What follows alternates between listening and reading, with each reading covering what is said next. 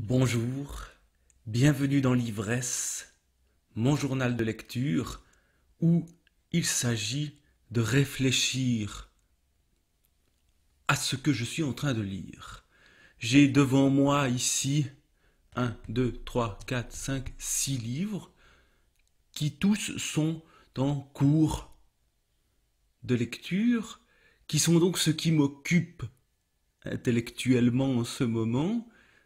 Et il s'agit donc d'exprimer ce qui se passe dans ma tête à travers ces lectures-là.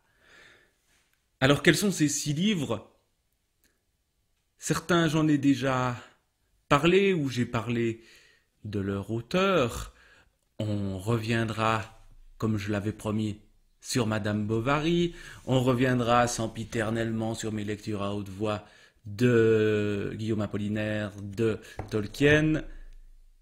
On reviendra, mais sur un livre dont je n'ai pas encore parlé. Là aussi, je pense que j'en reparlerai à l'œuvre de Georges Perec, à celle de Peter Sloterdijk, et petite nouvelle, Madame de Genlis, que vous découvrirez peut-être si vous écoutez un peu plus ce que je vous raconte. Mais venons-en maintenant à ces livres. Par quoi commencer? Quelle lecture faire en période de confinement ou de déconfinement? Il y en a 2 parmi ces livres, peut-être 3, peut-être 4, peut-être 5, peut-être 6, qui sont particulièrement parlants en cette période-là.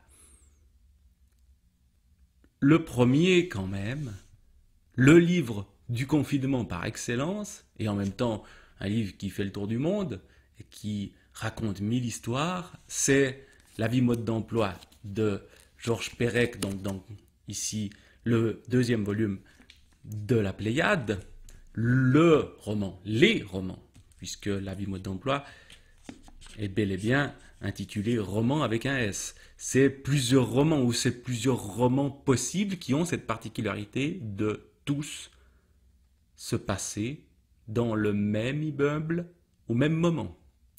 On passe, selon des contraintes extrêmement complexes, d'une pièce à l'autre dans un même immeuble et on voit un instantané de ce qui s'y passe, des gens qui s'y trouvent, qui sont tous plus ou moins liés au projet fou de Barthelebus qui a passé 20 ans à aller peindre des tableaux à l'autre bout du monde, qui sont devenus des pulses, qui sont ensuite détruits par d'autres personnages vivant dans le même immeuble. On a ici une histoire qui est une sorte de fil rouge, mais en même temps sont greffées 1000 histoires dans le même immeuble au même moment à ce premier récit. Et c'est ce qui est fascinant dans une telle lecture, c'est de voir les potentialités de récit à l'œuvre partout. Alors c'est très souvent, on part de la description de l'endroit. D'autant plus que Pérec met un point d'honneur pour chacun de ses chapitres à insérer des contraintes justement liées à des citations d'auteurs, le nombre de personnages, des choses à décrire, etc. Donc il décrit souvent de manière très pointilleuse les lieux, mais en même temps, de ces lieux décrits de manière pointilleuse et de ces petits univers, de ces petites bulles, on y reviendra après avec Peter Sloterdijk, tout d'un coup se crée une infinité de mondes et en restant dans le même immeuble, confiné, au même endroit, sans bouger, on a la vie entière et son mode d'emploi. Donc c'est la lecture idéale pour le moment du confinement que cette vie mode d'emploi de Georges Perec. Pour pousser la réflexion plus loin ou ailleurs, je continue la lecture de la série des sphères de Peter Sloterdijk, donc dans une dimension plus philosophique, avec le deuxième volume, cette fois, qui après les bulles intimes, qui renvoient à nos origines les plus anciennes, c'est-à-dire le moment où nous étions dans le ventre de notre maman, ces bulles intimes dans lesquelles nous étions, ce cocon, quand nous étions dans le ventre de notre mère, comment sont-elles reprises au moment où nous n'y sommes plus? Et ce que réfléchit Sloterdijk, c'est cette idée de sphère, cette idée qu'il y a toujours en chaque individu un double, et que ce double, c'est ce qui nous entoure. Il y a un foyer essentiel tout au centre, et il y a la sphère, avec les frontières de la sphère. Et il réfléchit notamment aux frontières de notre monde, aux murs d'enceinte des villes. Intéressant ce terme de enceinte, d'ailleurs. Je ne crois pas qu'il l'emploie, c'est peut-être parce que simplement le texte est écrit en allemand au départ, mais cette réflexion sur ce qui fait communauté, puisque à partir du moment où il y a une sphère qui dépasse l'individu et son double, il y a communauté, il y a société. Mais cette société, toujours dans la pensée, en tout cas de l'époque des sphères, qui n'est peut-être plus la nôtre, est conçue comme un grand tout séparé du reste. Et nous avons à construire ces sphères qui nous protègent, qui créent une certaine immunité. Là aussi, la question de l'immunité, la question de la protection face à ce qui arrive de l'extérieur est aujourd'hui une question qui se pose et pas qu'il s'agit de réfléchir dans ce qu'elle a de plus profond. La densité du texte de Sloterdijk nous permet d'entrer dans des considérations qui ne sont pas que des clichés. C'est un peu comme ça que je le résume. C'est très difficile de résumer ce genre de pensée qui nourrit l'esprit, et quand on doit le rendre comme ça dans une petite improvisation, on est très loin de la minutie avec laquelle cet auteur analyse ce qui fait les fondements, là aussi au sens architectural du terme, de nos sociétés, au sens réel. Donc, à travers la vie mode d'emploi de Pérec et les globes de Peter Sloterdijk, on a ce moyen, à partir d'une petite bulle, d'agrandir le monde. Autre moyen d'agrandir le monde, c'est de voyager dans le temps. Et la lecture permet ce voyage dans le passé et de découvrir des dames du temps jadis. Alors deux dames du temps jadis, l'une du XVIIIe siècle et l'autre du XIXe siècle, m'occupent en ce moment. Une réelle et l'autre fictive, mais qui semble tellement réelle et qui est tellement plus célèbre que la dame réelle dont je vais commencer par parler. Madame de Genlis, les mémoires de Madame de Genlis, tant retrouvées. Tiens, voyez l'allusion à Proust dans cette collection. C'est une dame ayant vécu donc au XVIIIe et au début du XIXe siècle, cette Madame de Genlis qui fréquente les philosophes des Lumières tout en étant effrayée par leur irréligion. Elle décrit Rousseau et Voltaire d'une manière assez caustique et nous raconte sa vie d'aristocrate au XVIIIe siècle. Alors interviendra, j'en suis pas encore ici dans la lecture du livre, interviendra la Révolution française. Il s'agit d'une dame qui va monter les échelons de la noblesse alors qu'elle ne vient pas forcément de la toute haute noblesse, mais se rapprocher quand même des cercles les plus élevés de la noblesse française. Au moment où surviendra la Révolution, ce sera un peu plus compliqué pour elle, même si je crois qu'elle va s'adapter assez bien, étant donné que c'est quelqu'un qui arrive assez bien à plaire à tout le monde, semble-t-il.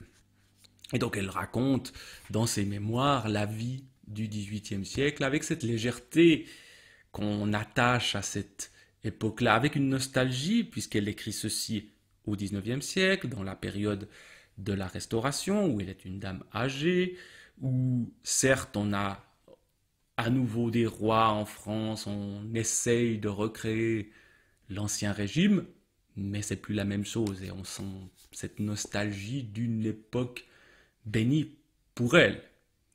Aussi parce que c'est l'époque de sa jeunesse et qu'elle a profité de cette jeunesse en écrivant, en faisant de la musique, elle joue de la harpe. Donc ça nous donne pas mal d'informations vues de l'intérieur sur la vie des femmes à cette époque du XVIIIe siècle, dont on connaît les grands hommes, mais pas forcément les grandes dames. Madame de Genlis est-elle une des grandes dames du XVIIIe siècle? C'est sans doute un personnage mineur et ses mémoires, parfois des longueurs. Quand on nous raconte qui est le duc de truc, le comte de machin, j'avoue que je peine un peu. Par contre, il y a des portraits qui sont extrêmement bien réussis, surtout quand ils sont un peu méchants. Il y a un superbe portrait de Rousseau dans les contradictions du personnage qui est traîné par Madame de Genlis au théâtre, alors que Rousseau condamne le spectacle et qui ne veut pas qu'on le voie, mais qui fait tout quand même pour qu'on le voie, et qui ensuite va s'offusquer que Madame de Genlis l'ait traîné au théâtre uniquement pour qu'on le voie, et donc il va se fâcher avec elle comme il se fâchera avec tout le monde. Jusque Rousseau est un personnage absolument insupportable, mais bon, je ne vais pas vous parler de Rousseau ici. Il y a aussi le portrait de Voltaire qui est terrible, parce que Voltaire, c'est le grand esprit, mais c'est l'ennemi de la religion. Et ça, pour Madame de Genlis, c'est pas possible. Il faut respecter au moins ceci, la religion. Donc, on a au fond un récit d'une femme qui a vécu dans le grand monde et qui y a été heureuse et qui regrette son passé. Un peu le contraire de Madame Bovary. Madame Bovary, on est plus tard dans le XIXe siècle. On est avec une dame de province qui n'a pas des origines élevées et qui va essayer de gravir des échelons, mais son mariage avec un individu sans aucun intérêt va la freiner, et puis bon, elle va avoir des amants, elle va rêver d'un monde qui ressemble à celui que nous décrit Madame de Genlis, d'un monde brillant, d'un monde qui éclaterait au grand jour, d'un monde de plaisir, de, de beauté, d'un monde romantique, selon les romans qu'elle lisait quand elle était jeune fille. Et puis, face à ces rêveries, vous avez planté par Flaubert d'une manière extrêmement efficace le banal du monde, le ridicule du monde à travers des personnages comme le pharmacien Homais qui se prend pour un savant qui est d'un ridicule terrible, ou alors ce passage absolument extraordinaire des comices agricoles où on a dans la construction du texte quelque chose de fantastique, où on voit s'opposer le discours officiel d'un politicien quelconque, ce discours truffé de lieux communs sur l'agriculture, et en même temps Madame Bovary un peu cachée avec son futur amant et les points de vue des différents personnages qui s'entremêlent. Voilà, donc une femme qui, étrangement, nous semble presque plus réelle que Madame de Genlis, qui pourtant elle a vraiment existé. Et pourtant, tout dans Madame Bovary est construction littéraire, et construction littéraire faite d'une manière magistrale. L'évolution du personnage est rendue par les détails de l'existence qui évoluent petit à petit d'une manière absolument saisissante. Les moments où on apprend quelque chose sont fantastiques. Il y a ce passage que j'ai lu récemment où le pharmacien Homais engueule son assistant, enfin le jeune homme qui s'occupe un peu de l'aider à la pharmacie et qui a pénétré dans un endroit interdit, et c'est l'engueulade terrible, et Madame Bovary se retrouve là après avoir passé une journée de folie avec son nouvel amant, et tout d'un coup il lui annonce comme si de rien n'était que son beau-père est mort, et puis on a au fond à la fois la magie de ce que pense Madame Bovary de ses rêves, le ridicule du pharmacien et l'annonce complètement hors de propos qui intervient. Bref, Madame Bovary, à lire absolument. Comme il faut lire et relire Le Seigneur des Anneaux, dans cet imaginaire qui, d'abord pour moi, a été l'imaginaire des films, mais qui là, dans les passages que je suis en train de lire en ce moment, s'en éloigne un peu. Le film n'a pas repris le passage de la forêt à la sortie de la comté par les hobbits, cette forêt qui joue un rôle aussi de bulle qui enferme, comme les globes de Peter Sloterdijk ou l'immeuble de Georges Perec, et où au cœur de cette forêt, les hobbits vont rencontrer ce drôle de personnage qui qui se prénomme Tom Bombadil. Et ce qui est intéressant ici, c'est de se poser la question quand même, dans le film, ce Tom Bombadil, il est évacué, on n'en parle pas. Ce passage-là, souvent les lecteurs de Tolkien disent « ouais, c'est le passage un peu ennuyeux, il ne se passe pas grand-chose ». Moi, je trouve, dans ce que j'en ai lu, j'en suis au début du chapitre 7 chez Tom Bombadil. Donc on ne sait pas encore grand-chose de ce personnage, mais on a tout d'un coup ce mystère qui apparaît dans cette forêt, les arbres qui sont vivants, qui bouffent les hobbits, qui les insultent un peu, et ce personnage joyeux qui intervient là au milieu, ça crée cette atmosphère un peu mystérieuse qui me séduit, qui certes n'est pas hollywoodienne, n'est pas forcément intéressante à rendre, je pense, en film, mais je me réjouis de lire la suite parce que justement là c'est des choses que j'ai un peu oubliées, alors que le tout début était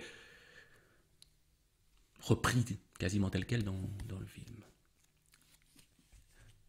Donc toujours cette idée de lire à haute voix, Le Seigneur des Anneaux, la communauté de l'anneau, ce sont des contes, donc ça se lit bien à haute voix, comme se lisent bien les poèmes de Guillaume Apollinaire, toujours les poèmes à loup. Alors j'arrive bientôt à la fin.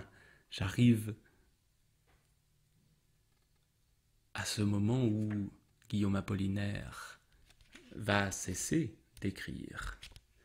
Guillaume Apollinaire, mort à la veille de l'armistice de 1918, de la grippe espagnole, victime de l'épidémie, après avoir non pas raconté l'épidémie, mais avoir raconté la solitude dans la guerre, la solitude au milieu des hommes, mais sans les femmes, sans Madame Bovary, sans Madame de Genlis.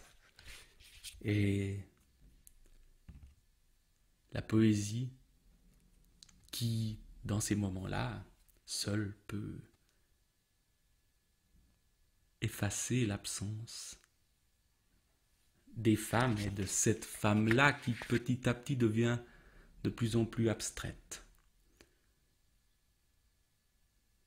Et puis, bon, on ne peut terminer ces considérations que par la lecture d'un petit poème à loup. À la partie la plus gracieuse. Toi qui regardes sans sourire, et de face en tournant le dos, tu me sembles à beau navire, voile dehors et quel dodo. Promets cet édredon de neige, neige rose de Mésidon, Mars et Vénus le reverrai-je, cet édredon de Cupidon.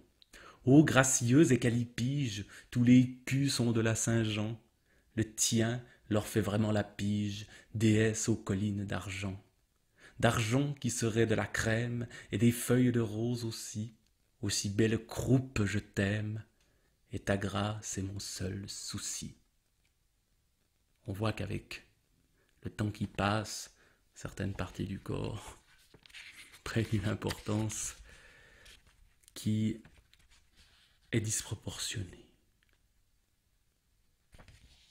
Sur ces mots-là, je vais clore mes réflexions avant qu'elles ne tournent au salace. Et je vous souhaite une bonne journée pleine de lecture.